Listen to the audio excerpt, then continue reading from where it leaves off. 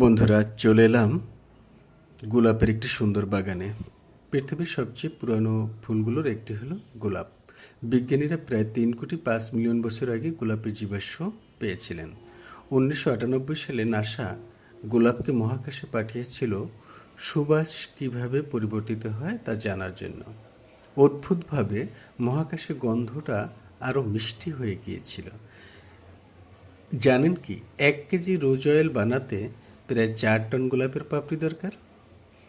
প্রকৃতিতে নীল রঙের গোলাপ বলতে কিছু হয় না, এটা মূলত জিনগত প্রযুক্তি পরিবর্তনের মাধ্যমে তৈরি করা হয়। মজার ঘটনা হলো, যুক্তরাষ্ট্রে একটি গোলাপ লতা আছে যার বয়স 130 বছরেরও বেশি। এটি একটি পুরো বাড়ি ঢেকে ফেলার মতো বিশাল। প্রাচীন রোমানরা বিশ্বাস করত গোলাপ গোপন কথা রক্ষা করতে পারে, তাই বৈঠকখানায় ছাদ থেকে গোলাপ ঝোলানো থাকতো। ধন্যবাদ সবাইকে।